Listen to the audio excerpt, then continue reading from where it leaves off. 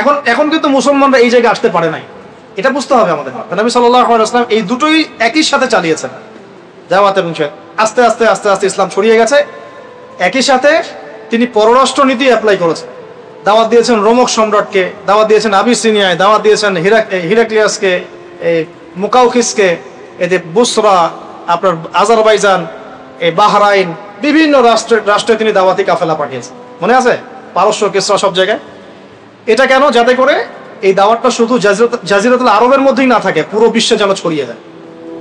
তো এই যে দাওয়াতের একটা ব্যাপক মেহনত, এটা অব্যাহত থাকতে হবে।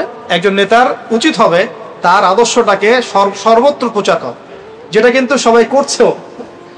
যারা ইসলামের এগেনস্টে কাজ করে তারা কিন্তু এই কাজটা করছে, তাদের আদর্শকে সব জায়গায় ছড়ানোর চেষ্টা করছে। আমরা আমাদের দাওয়াতটাকে লিমিটেড করে ফেলছি, আমাদের নিজের দলে, নিজের ঘরানার মধ্যে, হ্যাঁ, নিজের বুঝওয়ালা মানুষদের মধ্যে লিমিটেড করে ফেলছে। এতে করে সমস্যা হয়ে যাচ্ছে। আর নবী সাল্লাল্লাহু আলাইহি ওয়াসাল্লাম এই যে পয়েন্টসগুলো বললাম, এই পয়েন্টসগুলোকে প্রতিষ্ঠা করতে সবসময় আল্লাহর প্রতি তাওয়াক্কুল করেছেন, ভরসা করেছেন, নিজের তাসকিয়া, আত্মশুদ্ধির উপর সর্বোচ্চ তিনি গুরুত্ব দিয়েছেন। সাহাবীদেরকে আল্লাহ চিনিয়ে দিয়েছেন তিনি। তার জন্য মানুষ কেন জীবন দিতে চাইতো? বিকজ মানুষ আল্লাহর কাছে আজর পুরস্কার পাওয়ার আশায় তাদের জীবন দিতে চায়, ব্যাপারটা তাই না?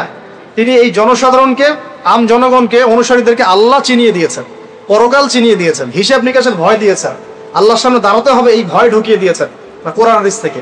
এতে করে দেখবেন আগে যে মানুষ মদ খেত সে মদ খাওয়া ছেড়ে দিয়েছে, যে জেনা করতো জেনা করা ছেড়ে দিয়েছে, যে মানুষ আপনার কন্যা সন্তানকে জীবন্ত কবর দিয়েছে সেই মানুষ কান্নাকাটি শুরু করেছে।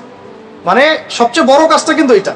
যতগুলো কথা বললাম এর মধ্যে সবচেয়ে বড় কথা হচ্ছে তিনি অনুসারীদের মধ্যে আল্লাহর সামনে দাঁড়ানোর জবাবদিহিতা ঢুকিয়ে দিয়েছে। এর ফলশ্রুতিতে সাহাবীরা তার জন্য জীবন দিতেও কেউ দ্বিধা করে নাই। তার চেহারা দেখে কত সাহাবী শহীদ হয়ে গেছে, কেউ দ্বিধা করেন নাই। তার মানে আমাদের নেতৃস্থানীয় ব্যক্তিবর্গ যেখানেই থাকবেন, অনুসারীদেরকে আল্লাহর দিকে নিয়ে আসতে হবে, আল্লাহর ভয়ে তাদের মনে জাগ্রত করতে হবে। আমরা মানুষের কলব পরিবর্তনের চেষ্টা করবো ইনশাআল্লাহ, কলবে তাসকিয়া আনার চেষ্টা করবো ইনশাআল্লাহ, তাদেরকে শিক্ষিত করার চেষ্টা করবো, তাদেরকে তারবিয়াত দিব, ধারাবাহিকভাবে তাদেরকে একটা সিলেবাস ভিত্তিক দিনই পড়াশোনার মধ্যে নিয়ে আসবো, তাদেরকে বুঝাবো যে কোনটা সঠিক পথ, কোনটা বেঠিক পথ। আমরা তাদেরকে তাদের মৌলিক চাহিদাগুলো পূরণের দিকে খেয়াল রাখবো। আমরা তারা যেন বিপথে না চলে যায় এই জন্য নেগেটিভ সাইডগুলো তাদের সামনে তুলে ধরবো, যে কোন কোন জায়গায় নেগেটিভিটি আছে। একই সাথে অর্থনৈতিক সমৃদ্ধির দিকে খেয়াল রাখবো, ইউনিটি থাকবে, একে অপরের মিল মহব্বত থাকবে। আস্তে আস্তে আস্তে ইনশাল্লাহ মুসলমানরা এগিয়ে যাবে।